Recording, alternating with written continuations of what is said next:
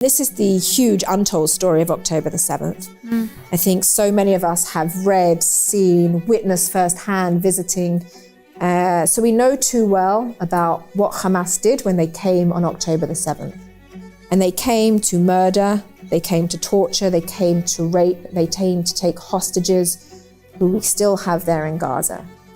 But what's less known is that when they came, they also had a second target, and that was the agriculture. And they came to intentionally and strategically destroy Israel's agriculture. We called it Hamas's agricultural terrorism. The damage was huge. We estimated over $500 million of lost income, $25 million of direct damage to equipment, over $100 million of infrastructure damage, etc. On October 7th in the south, all of the farmers were part of the communities that spent the whole day holding the door to their safe room, not knowing if they were going to make it out with their life, not knowing when they were evacuated out who of their family and friends was killed, missing, hostage taken and kidnapped.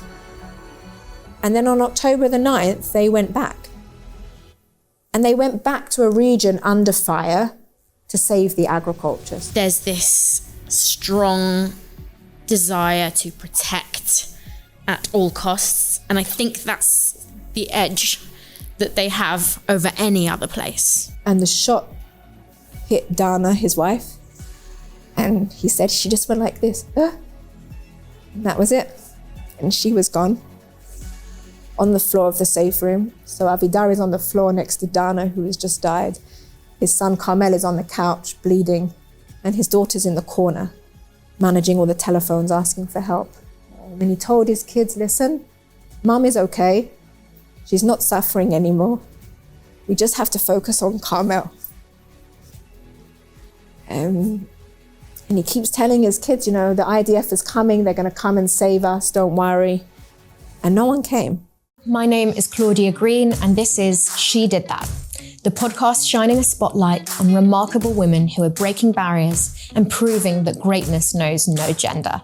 From female founders who have raised millions of pounds, the investors changing the landscape as we know it, to survivors of tragedy who have achieved the amazing, and many more. We will share the stories of these incredible women who will inspire and empower you. In order to support us and these women, please subscribe on your viewing or listening channel of choice so we can continue our mission of sharing the stories that should and need to be heard. Hello, everyone. I am Claudia Green, the host of She Did That, the podcast. So you can search She Did That. The premise of the podcast is to highlight inspiring women. When I was starting my own business, I struggled to find realistic female role models. I knew about Oprah and Beyonce, but that didn't feel so attainable. So I started the podcast for many reasons, but that was one of the reasons that I started it. And since then, I've had the most amazing journey of meeting incredible, incredible women. And that's women who have started businesses, survivors. I've had a Holocaust survivor, any kind of inspiring, incredible story of a woman that's broken the glass ceiling and achieved something amazing that deserves highlighting. Because we've got enough male business podcasts, so it's time for the girls. So I was so happy when I spoke with you, JA, and I found out all about Danielle and everything that you do, because you kind of are the antithesis of what the podcast is about amazing women who are changing the world. So I'm so glad we could bring this together. So I'm going to kick off, ask you loads of questions, but I'm really looking forward to delving in. So shall we start with, tell me about young Danielle. Young Danielle. So where you grew up, I like to get sort of a broad background picture. Okay, so I was born in Woodford Green, in northeast London, the other end of the Central Line to where most people think the Jews live, in the northwest. And I grew up in a very Zionist household. We loved Israel. We always used to go to Israel every year with my grandparents and family. But we went to like a non-Jewish school, But that feeling of being very Jewish at home and very proud Zionists was really instilled in us at a young age. And I grew up very sporty. Mm-hmm. I loved playing netball. Is there anything you can't do? I can't sing, which is very funny because I was also very musical. And so I'm actually a pianist and I love playing the piano, but I'm a terrible singer. Okay, you can I've ask got you anybody. There we are. Yeah. So I'm a really terrible singer. And that's where I grew up, and that was it. That was my childhood. And then obviously your academic achievements are pretty impressive. You went to Oxford University, is that right? Yes, so I studied music at Oxford. Still. Which was fantastic. Phenomenal. Yeah, it was an amazing, amazing opportunity.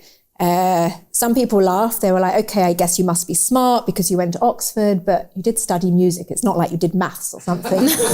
And so especially in Israel, they're like, what the hell are you going to do with music, even if it's from Oxford?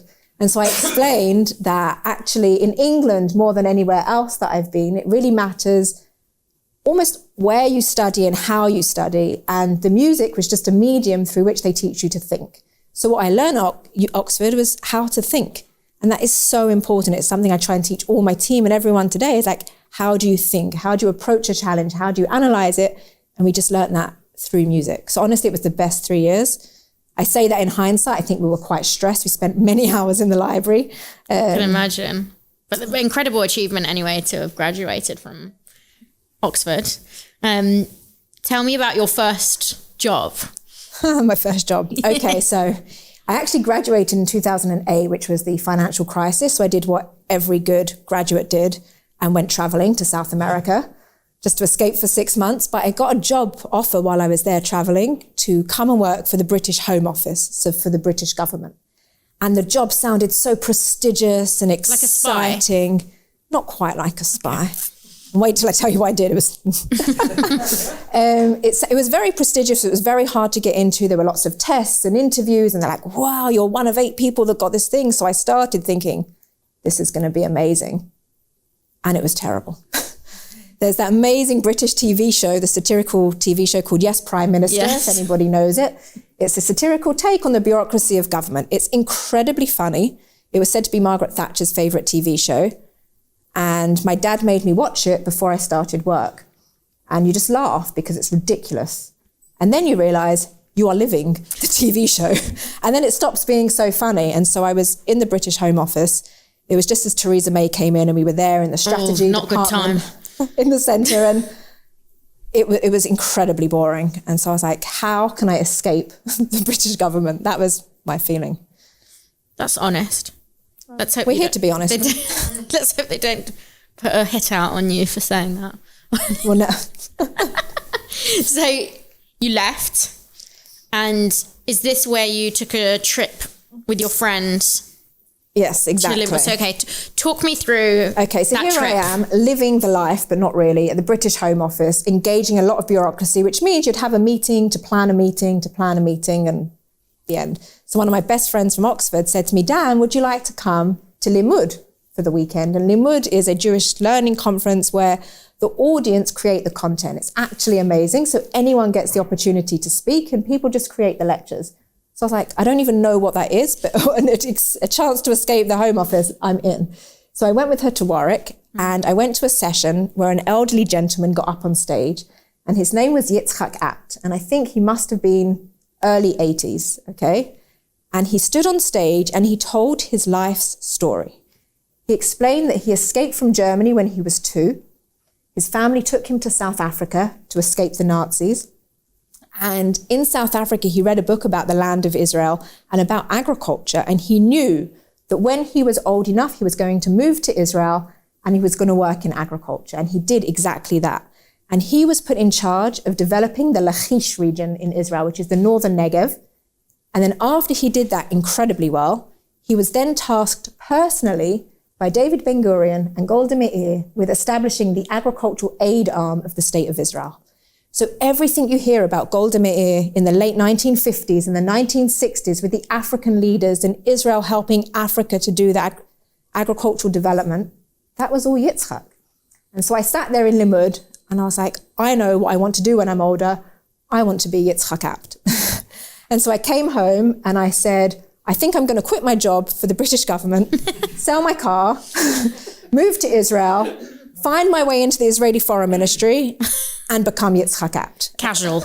Okay. Casual. And everyone said, but you don't even speak Hebrew. I was like, minor detail. No, you need to share this because you told me about this when we spoke, about the fact that you not only were trying to land a top governmental job, but that you did not speak a word of the language. Yes, correct. So I did the interview in English. And at the end of the interview process, they were like, we would be honored to offer you the position. And I'm like, fantastic. And they said, but obviously you speak Hebrew because the interview was in English. But I wasn't going to lose the job because I can't speak a language. So I told them, I understand everything. I just can't speak because I'm out of practice. He's like, that's fine. You can speak in English, but all of the meetings and all the work's in Hebrew. I was like, great. So I did a crash course in Hebrew before I went, but I really couldn't read or write or say, hello, my name is Danielle, like nothing. And when I got to my office in the Foreign Ministry, inside my cupboards, I had like vocab lists up. So I would learn that. And every spare minute, I just went to Hebrew school. And I used to take notes in English of the noises I heard in the meetings because I couldn't write in Hebrew. And I would message like my boyfriend, who was Israeli then, which is the best way to learn a language, honestly. I was like, what do you think this word is? In my broken like transliteration English. And I remember one time I wrote kilo. He's like, what are you talking about? Kilo is a weight. It's how we weigh things. It's like 1,000 grams. I was like, there is no way they are saying kilo, a weight, 100 times in one meeting. And what they were saying was ki'ilu, which is the word like. It's actually terrible Hebrew. It's when you hear, the young teenager saying, like this, and I was like this. Yeah. That's what they were saying. It wasn't kilo, the weight. So it was a steep learning curve, but the moral of the story is if you need to learn a language very quickly, you can do it. And Hebrew is quite easy, actually. She says after graduating from Oxford. With music. There's not a lot of words. The vocab is very small, which is why they're very direct. There's only 3 tenses, past, present, and future. And that's it. Okay. I'll take note of that. So you landed this dream job. Correct. What was your role there? What did you have to do? So I was a senior policy advisor for Mashav, Israel's Agency for International Development. The mandate of the agency inside the Foreign Ministry is to do international development, so to share Israeli expertise with developing countries around the world. So I just thought, this is the dream. I've made it. I'm going to be Yitzhak Abt. And then I'm only 24, I think. Wow. I'm not even officially Israeli yet because the bureaucracy takes some time to process. And they're like, we need to send you to the UN to represent the state of Israel. I'm like, okay. So I flew off to New York, honestly, with no instruction. But I have very good English, which, is a plus coming out of the Israeli Foreign Ministry. Yeah. And so I flew to the UN to represent Israel. I flew to Oslo, to Paris. And this is very exciting for a young 24-year-old who wants to be Yitzhak Abt because you feel like, this is it. I'm living the dream. And then you stop and you realize, actually, you're not doing anything. People were just talking and no one was doing. So I was like, well, when are we actually going to do the work? And I realized that was the challenge for me. So I left one bureaucracy and I exchanged it for another. Massive differences. My first Israeli meeting, the first day I turned up at the Foreign Ministry, I dressed like I went to the British government in kind of a suit. And everyone is, where are you going? All the diplomats are wearing their jeans and their sandals. I'm like, where is your suit? And it's behind the door on a hanger in case any diplomats come for the day. And then I go into my first meeting and everyone is screaming at each other. And I thought someone was going to throw a chair. I'm like, what is going on here? And they're like, oh, it's just a normal meeting. So there was some cultural differences, but I really just exchanged one bureaucracy for another. And I realized it was very difficult to get things done. But what I've noticed from you is that you don't have that barrier up where you think, okay, I don't speak the language. Oh, I'm only 24. Like, you really do go for it. There's a statistic in the recruitment world about when you write a job advert, most women statistically feel like they have to match at least 60% of the job description, whereas men, not all, but lots of men, will only have to fit 20% and they'll be like, yeah, I'll apply. So it's amazing that you pushed forward, and despite the fact probably you didn't fit even 3/4 of the job spec, but you still did it, which just proves, half of it is just trying and going for it. Yeah, I think it's about having self-belief. And I think, honestly, it's about not being intimidated by other people in the room. Especially as a woman, not to be intimidated by men or older men in the room, that you just think, just by virtue of age or whatever, that they're actually saying something smart. In many times I found it took me a long time to build the confidence to question the status quo and what I was hearing, because especially as a young person, you think everyone else knows what they're doing. The world knows what they're doing. Our governments and our leaders know what they're doing. And having grown up, I often ask myself, where are the adults in the room? And then I'm like, am I the only adult in the room? So I think it's about having self-belief from a young age, that actually, but also being very open to learn and to listen. Yeah. And then to feel confident to question what you're hearing. Yeah. But still, excuse the pun, ballsy. Maybe. Okay, so you've got these perceived dream jobs, which I think if anyone heard about you getting these jobs, they would say, wow, she's an accomplished young woman. But obviously it wasn't challenging you in the way where you felt like you were really making an impact and helping, right? Yeah, but I also think there's an issue with that, right? Especially today with social media, people take all these pictures, look at me, I'm speaking at the UN and I'm doing these cool things. And actually, what are we associating with achievement and with credit? And actually, I think some of the biggest achievements are the quiet ones where people are just doing stuff behind the scenes and, can I swear? Oh, absolutely. And just basically getting shit done. And I think that is the most undervalued achievement in today, because so much of about it is how do we look and what are we doing? And I just don't think that's that important. No. And so I think if we can really get stuff done or get shit done, the world would be a better place. So yeah, it looks nice. But yeah, I see what you mean about social media. If you've got pictures standing at the UN and, well, we don't think it's as formidable as we used to, but that's another topic altogether. But back then, if you saw someone addressing, I mean, it looks the great. UN, you'd be like, goals, she's a boss babe. Correct. Yeah, not anymore. Well, it's still impressive, but I think it matters more about what you're actually doing. And so I got very frustrated. I felt like we weren't doing anything other than talking, and I wanted to do stuff. Yitzhak Abt did stuff. He was the most humble man, and still is, by the way. He's well into his 90s. He lives in Kiryat Gat. He's my mentor. So every time I get frustrated, I go to visit Yitzhak. Oh, he's your mentor now. What a dream come true. He's amazing. Yeah, and he's very, very humble, and he only spoke in certain forums about what he did. Yeah. But I mean, he was with the leaders that built the state of Israel. He flew around the world with the king of Thailand and advised the presidents in Venezuela. That's not important. It's what he did. And that's what he took pride in, you know? Yeah, and I think it shows you how there can just be one pivotal moment in your life that changes your entire trajectory. Because were you massively into agriculture? I didn't know what agriculture was. Right, like I hear agriculture and I see Charlie Dimmock on the garden show on BBC Two, like planting stuff. Would you know what's funny? In a revealing t-shirt. You know what it just reminded me of, though? When I applied to university, you had to write 6 options down. Well, I only wanted to go to Oxford for music because it was meant to be the best. So I was like, that's the only place I want to go. But I'll write some others. But I only had 5. And so I thought, as a joke, I'll write Aberystwyth for agriculture. Oh my God. Until my head of 6th form was like, you cannot do that. That is not serious. Take it off. But I was like, what the hell is agriculture and where is Aberystwyth? So I did write it, actually, in my 6th form. But I did take it off. Swings and roundabouts. Yeah. And then you were brave enough to leave those roles when you weren't being fulfilled enough, even though you had perceived the clout. And, you know, I'm sure your family and friends were impressed with you, like, wow, you've landed this amazing job. So I do think it takes guts to be able to stop, check in with yourself and say, this isn't taking me on the path that I wanted to go on, and to leave there.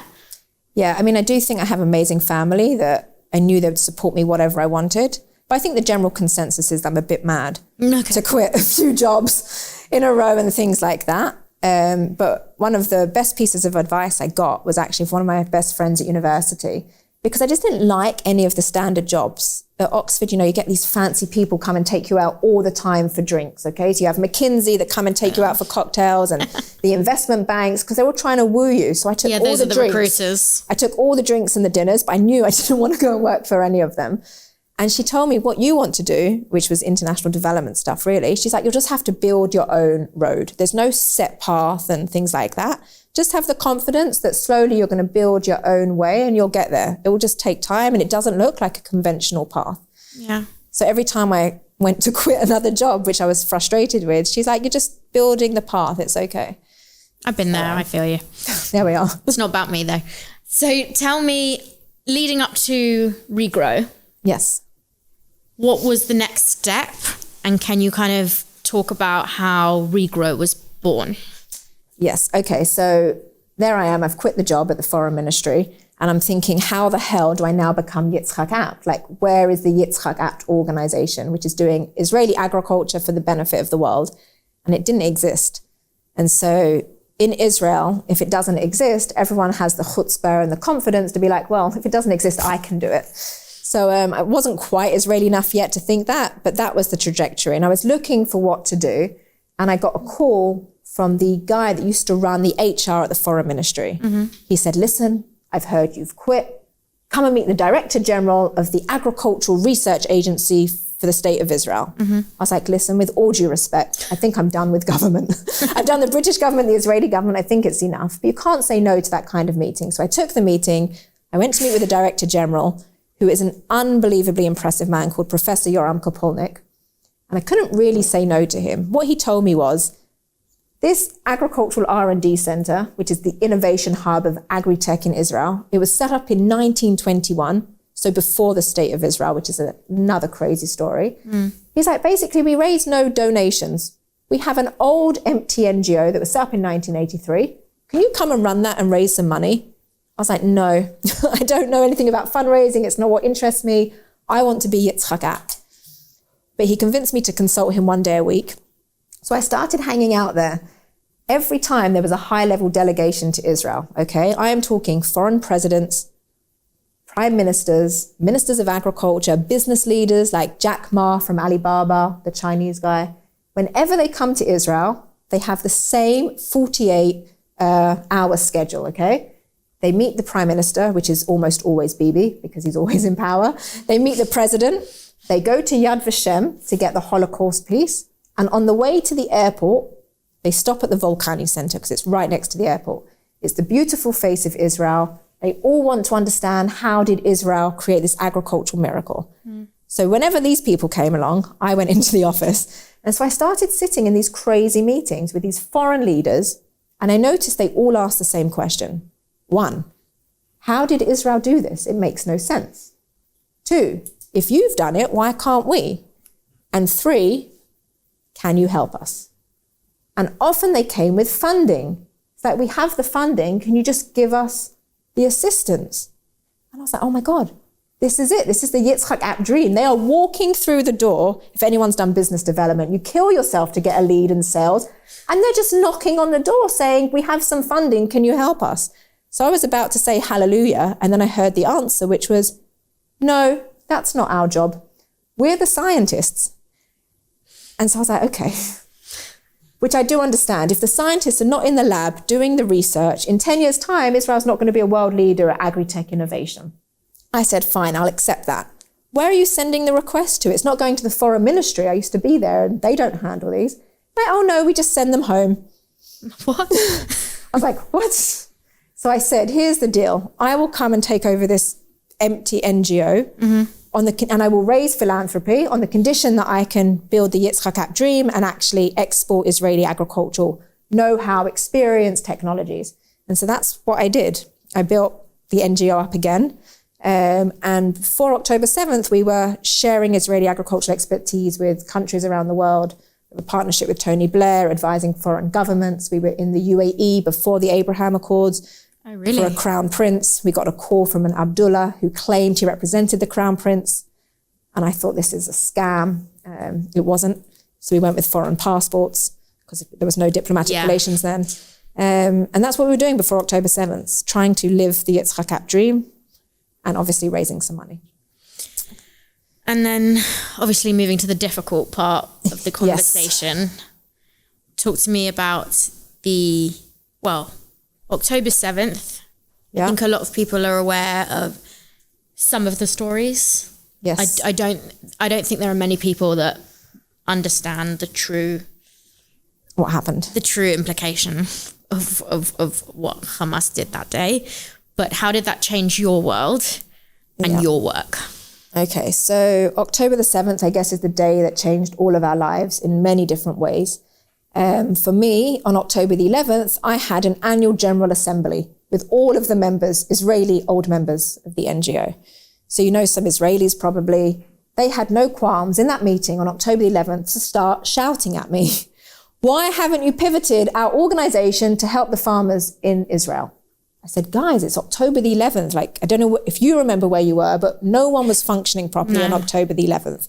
I said, give me a moment. And so I picked up the phone and I called the who's who of Israeli agriculture leadership. The first call was to Professor Yoram Kompolnik, who was previously the Director General of Volcani, and all of the other top leaders in Israel. And I said, tomorrow on October the 12th, we're going to have an emergency meeting on Israeli agriculture. And the purpose is to determine, do we have anything to add value? And should we do anything at all? If you remember at the beginning, people started running around volunteering, which was not our value add. Our value add is to bring all the expertise to the farmers and strategy. So we did the meeting. We decided, yes, we do. We're going to create an initiative called Regrow Israel. And it's going to be a very short 3-month effort to be like a think tank. We're going to bring the top experts in Israel together with the farmers, and we're going to help them come up with a roadmap and a plan of how they can grow back stronger and emerge stronger from the crisis. And then we got to the field and we realized that not only were these communities so traumatized they couldn't talk about the future, they had absolutely nothing left to work with. And this is the huge untold story of October the 7th. I think so many of us have read, seen, witnessed firsthand, visiting. So we know too well about what Hamas did when they came on October the 7th. And they came to murder, they came to torture, they came to rape, they came to take hostages who we still have there in Gaza. But what's less known is that when they came, they also had a second target, and that was the agriculture. And they came to intentionally and strategically destroy Israel's agriculture. We called it Hamas's agricultural terrorism. So, for example, in Kibbutz Alumim, where we're working with UJAA, they burnt alive 300,000 chickens. They blew up hectares and hectares of greenhouses. They blew up the post-harvest center. They threw grenades into the reservoirs. They shot holes in the irrigation pipes to flood the fields. They burnt 22 foreign farm workers alive in Alumim, 12 from Thailand, 10 from Nepal. One of them, Bipin Joshi, is still a hostage in Gaza. In Kibbutz, near Oz, they stole every single tractor they could back to Gaza. If you watch the CCTV from near Oz on October the 7th, you can see Hamas teaching themselves how to drive the John Deere tractor around the tractor yard until they've mastered it, and then they drive it off into Gaza. Now, one of the great stories from the aftermath is that I heard a rumor, and I couldn't tell anybody about it until I verified it was true. So it turns out Amit Goren, one of the farmers at Kibbutz near Oz, realized that all of the tractors, they're very cool these days, okay? They've got a serial computer number and it's all high tech. So what he did is he called up John Deere headquarters in America. He gave them the serial numbers of all his John Deere tractors that were stolen into Gaza, and they just turned them off from the US. So they're completely useless. They're completely useless and sitting there dead. Love it. So, which was a crazy story. So we realized you can't talk to these farmers about growing back strong. They didn't have any tractors to go back to work with tomorrow. And the damage was huge. We estimated over $500 million of lost income, $25 million of direct damage to equipment, over $100 million of infrastructure damage, etc. And of course, the impact on the country was felt immediately in terms of food security. There were shortages on the shelves. The prices went up. We imported over 60,000 tons of produce from Turkey in the first 2 months. I mean, we don't want to be importing from Turkey. Not ideal.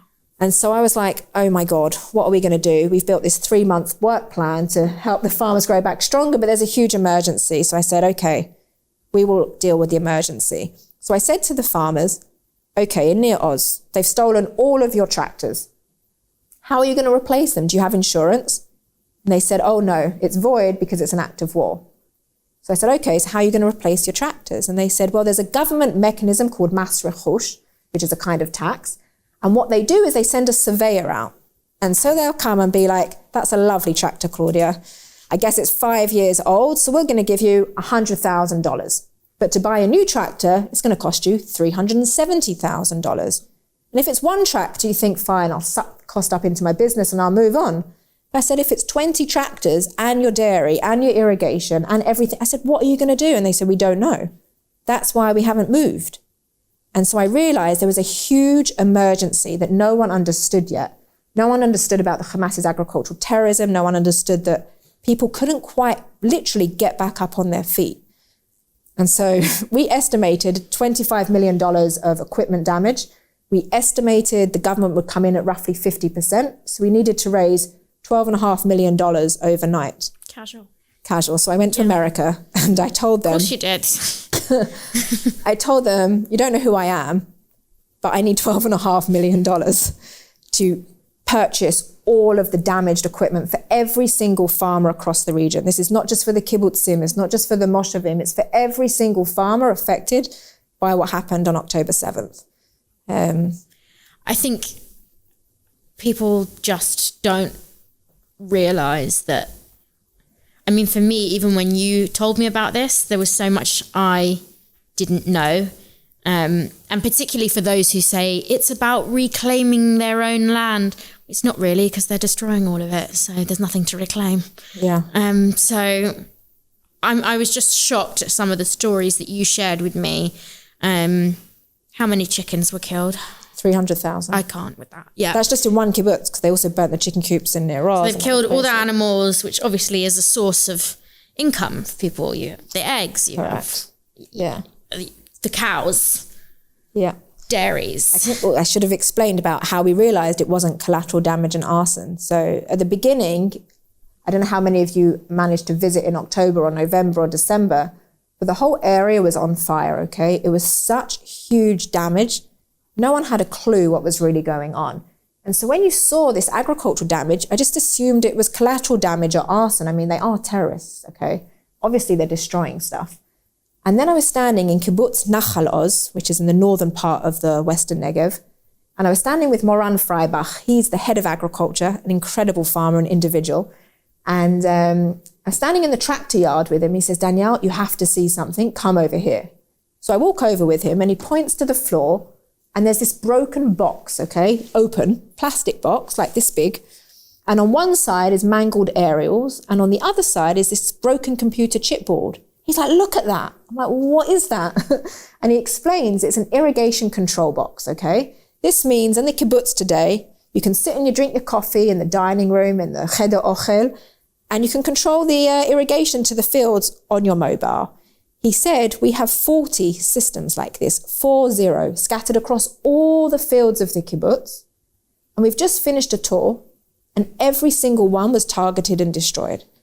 And that was the moment the penny dropped, and we realized this was not collateral damage and arson, it was actually intentional agricultural terrorism.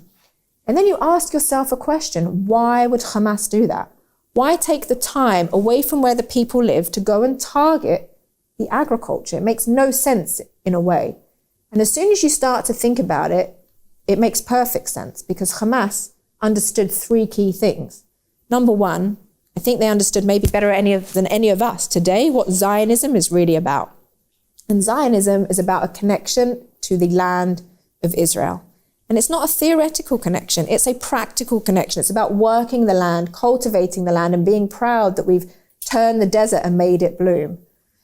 And this was a direct attack on people's identity that live in the region. The second is, agriculture is the foundation of the economy of these communities. You know, all of these kibbutzim we mentioned, Alumim, Nachal Oz, Near Oz, most of their income is only from agriculture. And without that, they've got no livelihoods. And the third is food security.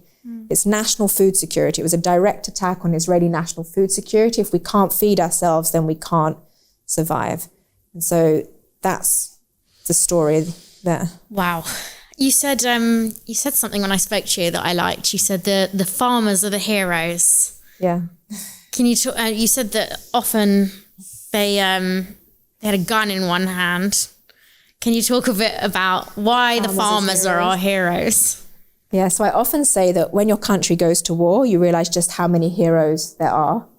You have the obvious heroes, I guess, who are all of the soldiers who in that split second on October 7th in the morning, without even understanding what was happening, just threw on their uniforms and they went down south before they were even called up by their units. You know, there was over 100% response rate to the call.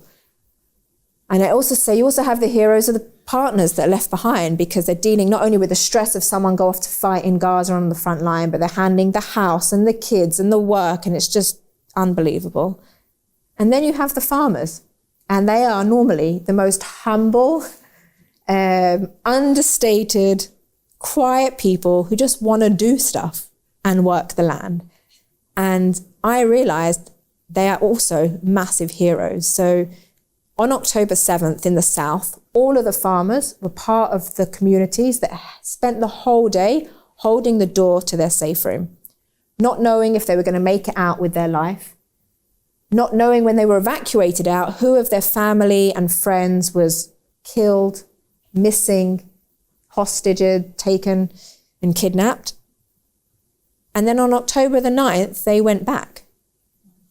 And they went back to a region under fire to save the agriculture. So I told you about Reuven Heineck. Right. Reuven is was the dairy manager for Kibbutz Kisufim. On October the 9th, he picked up the phone and he called Achikam, who was the head of agriculture, and he's like, listen, the cows have had nothing to eat, nothing to drink, and they haven't been milked for 48 hours. And I don't know if any women here have breastfed, but not to milk the cow for 48 hours is agony. And he's like, I have to go back and save the cows. You mean, don't forget the dairy is the heart of the kibbutz. And Achikam said to him, Reuven, just please be careful. The area is not yet secure. And Reuven said, don't worry, yeah, beseder, I'll be okay. And he went down back to the kibbutz, and as he stepped inside the dairy, there were 3 Hamas terrorists there, and Reuven was killed. I told you also about Moran, a farmer from Nachal Oz, who explained the agricultural terrorism and the intentionality. He took me to the border of the kibbutz, okay? There's a border fence there, and it's 700 meters from Gaza, which is nothing. Like, you can see Gaza properly. So we're standing there at the border fence, I think it's December, and we're looking out at Gaza. And I said to him, so in between the border fence and Gaza, that's 700 meters, it's their fields. I said to him, Moran, wait a second. Why is your field green? How is your field green? It's a closed army area. The war is raging. There's missiles all the time. He's like, Danielle, I told you. That's part of our victory. Number 1, getting our hostages home. Number 2, destroying Hamas. And number 3, making our fields green again. He's like, so even though the army didn't like it, I took a tank out for protection and I went back and we plowed our fields right up until the border, which is completely hard to comprehend. And I think the last farmer hero story I told you was about Avida, which is an incredibly hard story. So Avida Bacha, he's the head of agriculture for Kibbutz Be'eri. The name Kibbutz Be'eri, unfortunately, is very well known today because of the atrocities that took place there. And on October 7th, he was at home with his wife, Dana, and his son, Carmel, and his daughter. And they woke up like everybody with the sirens, and they went to their safe room, and they very quickly got the alerts on their phone that Hamas have infiltrated the kibbutz. So him and his son, they quickly left the safe room, and they went round the house, closing all of the shutters, the doors, locking it and everything, and were about to run back to the safe room when Avida thought, I'll put the cowbell on the door. The cowbell they bought in Austria on one of their family travels, you know, the cows that's ringing. He's like, that way, if Hamas come into my house, I'll hear the bell and I know they're here. So he did that, and he ran back to his shelter with his family.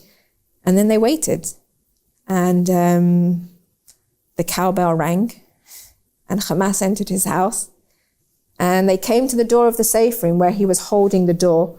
And they start banging on the door, come out, come out. And he's shouting, go away, leave us alone, go away, leave us alone. They're like, come out. And he said no. And his son Carmel got up to help Avida hold the door because, as you know, they didn't really lock. And Hamas shot through the door. They hit Avida in his arm and his leg. And they hit Carmel, who was 15, in his forearms here. And if anyone's a medic, you know it's very hard to stem the bleeding in your arms. And they really, really tried to start stemming the bleeding for Carmel. At the same time, Hamas starts setting fire to the house to smoke them out so they can't breathe. So they left the door. It was all on fire. And so they're being smoked out the room. They're very badly injured. And they sent a grenade in through the window and they let off a shot. And the shot hit Dana, his wife. And he said she just went like this. And that was it. And she was gone on the floor of the safe room. So Avidar is on the floor next to Dana, who has just died. His son Carmel is on the couch, bleeding. And his daughter's in the corner, managing all the telephones, asking for help. And he told his kids, listen, Mum is okay. She's not suffering anymore. We just have to focus on Carmel. And he keeps telling his kids, you know, the IDF is coming, they're going to come and save us, don't worry. And no one came. And much later in the day, Carmel understood that he's not going to make it. They couldn't stop the bleeding. He's getting weaker. And Carmel was crazy about surfing. So he just said to his dad, I'm not going to make it, Dad. Just promise me you'll bury me with my surfboard. And that's what they did. So Carmel also lost his life in the safe room that day. I don't know how Avida survived. They somehow got him out the window. He's quite a big guy. And they said they slapped him out on a surfboard / stretcher at some point in the day, and they rushed him to the hospital. And he says he remembers he went in one ambulance, his daughter went in the other ambulance. And in the ambulance on the way, he's begging the paramedic for a glass of water.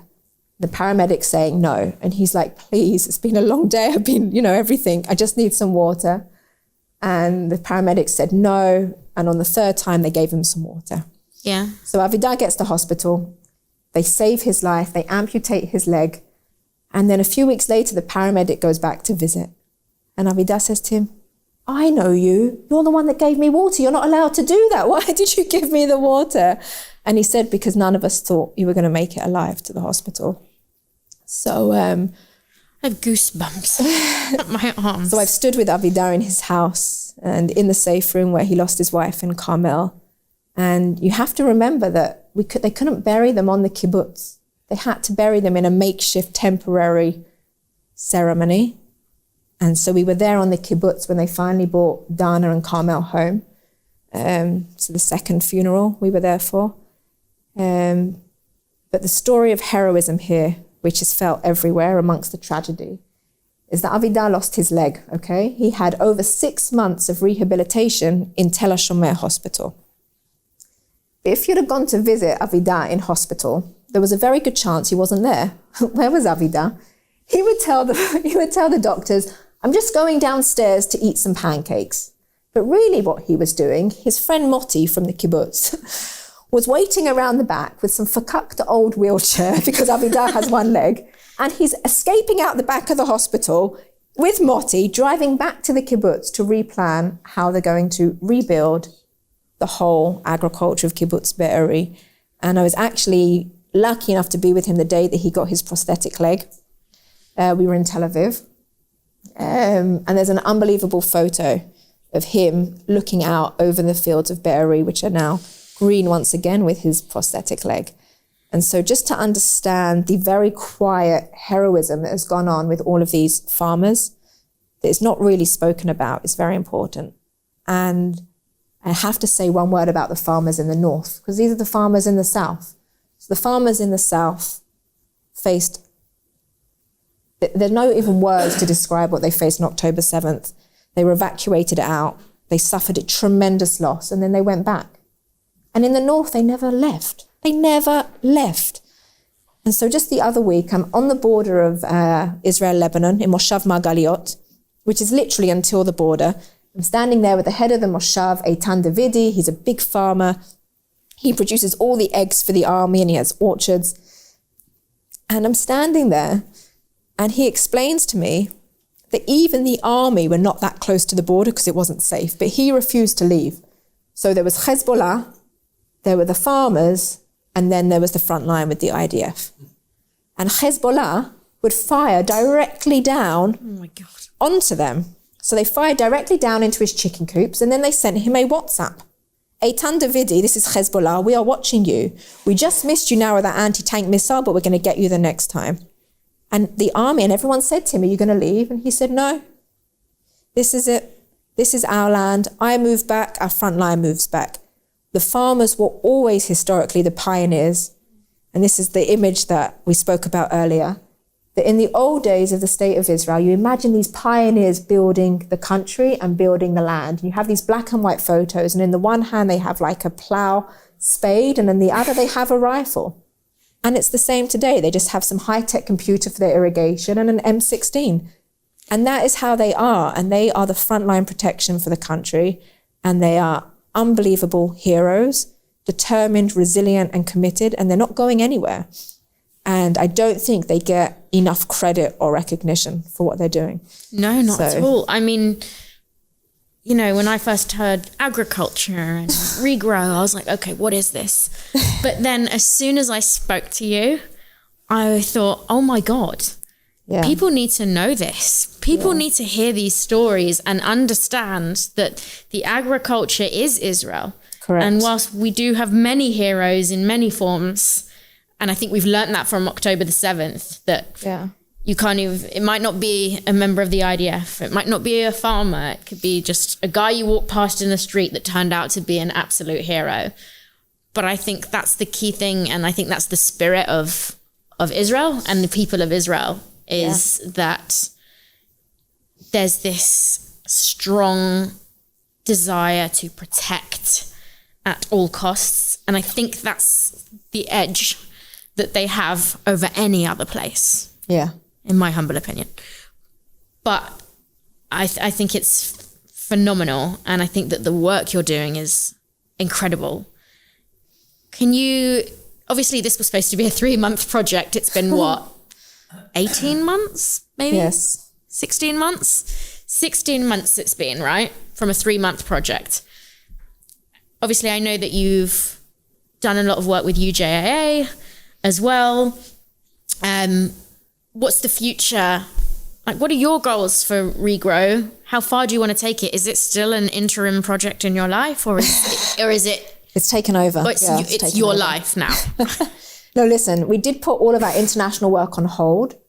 We are going to come back to that this year, I hope. At least by Q4, we're going to be back on the international scene, because I truly believe that Israel's agricultural expertise and experience is the most vastly underutilized tool the state of Israel has today to advance itself diplomatically, economically, politically, tikkun olam, hasbara without doing hasbara, okay? We have to get back there. But I think Regrow has now become a lifelong effort. So we basically decided to be as smart as we could with Regrow. Our whole method is to bring the top Israeli experts to the farmers with our top strategists and get them to design the response. We are not a poor African country. Israel has everything it needs to save itself in terms of agriculture. We have unbelievable farmers with the spirit and the innovation and the mindset to succeed. Clearly. We have the top experts. We have incredible agri-tech. We just need to put it together. And so we said, okay, we're going to design it in 3 time frames. Farming first aid. Let's get the farmers back on their feet. We've done a year of that in the South. About $18 million worth of work in the South in the emergency. We're just starting on the North, which is a disaster on a whole nother scale. But the emergency piece isn't enough. We have to help the farmers grow back stronger, which means how in the next 2 to 3 years can we make them more productive and profitable and climate resilient by introducing all of the cool technologies and innovations that already exist. And then honestly, I'm very concerned about Israel's long-term national food security, which is very closely related to national security. And I said at the beginning, where's the national food security plan? Maybe I'll look at that and we'll know what projects to do. There is no national food security plan. So that's on you. They're working on it. We are working on it. And so, yes, the other thing I said to you, which I think is very relevant now, is when I first started approaching Jewish philanthropy for support, many of the responses, not all, and not you, JAA, but many of the responses were, who the hell are you? What is agriculture? And that's not really what we do. We do economy, we do community. We don't do agriculture, because global Jewish philanthropy for decades has not done agriculture. They've not needed to. They didn't need to since the beginning when we built the country, right? I remember like being a kid, or the stories, all of the Jewish families would have a blue box on their fireplace, on their mantelpiece. They'd put the tzedakah in the blue box, and it went to build the land of Israel. It went to plant trees. It went to buy tractors. And we didn't need to do that because agriculture is a business. But I think we've come full circle. And once again, philanthropy is needed to rebuild the land of Israel, which is agriculture. And I think we desperately need it, not just for Zionist reasons, but for economic reasons and national food security. So I think whenever I see a gap, we want to do something about it. And so I think there is a need for a program like Regrow to be a long-term institution in Israel that will support forever, if needed, Israeli farmers and Israeli agriculture on the production side. So there's a lot to do. There is a lot to do. Yeah. And I know you've worked with UJA. They funded was it a potato sower? We've done two things. Never heard of a potato sower in my I life. can send you a picture. We did a forklift at Kibbutz Be'eri, okay, which is very important. I want you to imagine you're out there sweating in the fields, harvesting all the citrus or the avocados off the tree. You put them in crates. Well, then someone's got to bloody lift the crate, and it's really heavy. So the forklift moves all the produce from the fields into the packing house, and it's essential because without it, they couldn't do the work. Yeah. So we did that together with UJAA. And in Alumim, one of the biggest crops of the whole region is potatoes. Everyone loves chips. It's a staple food crop for most Israelis. 70% of the vegetables are coming from this region in Israel. It's called the breadbasket of Israel. And so in Alumim, we've done a potato sower, which is not sowing like this on the tapestry, but actually sowing the seeds in the fields. One question, just because we do have, not currently live, but listenership, Yes. very female focused. Okay. For the women out there Yes. that have goals that they would love to pursue that are a mere dream, and they're thinking, but, and how? I think you're an amazing example of someone who just does. But what is your advice to the women out there who haven't quite got up and gone for it yet, but some advice to impart to help empower them to do it? Oh. I think I'm just going to steal my friend's advice. Do it. Just build the road. And don't get sidetracked by glitzy pictures of people that make you look like they did it overnight. No one did it overnight. And don't get put off by failure, and don't get put off by thinking you're not in the right place or not going well enough. It takes a really frigging long time. And just keep your eye on the goal and keep doing. Every day, move a little bit closer, do something else. And don't get swayed by all the glitz and the glam of whatever that is. Just focus on what you want and just keep moving.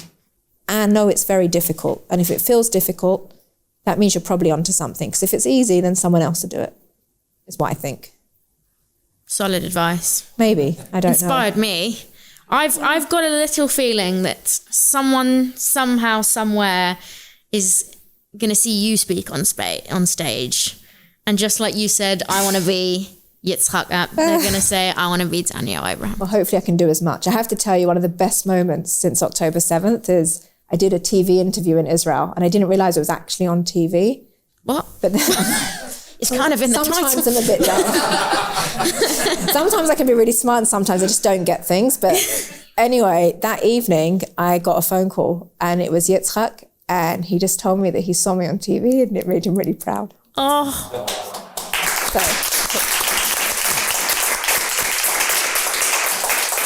So that was the best moment. Forget all of the glitz and glam. I was like, I did it.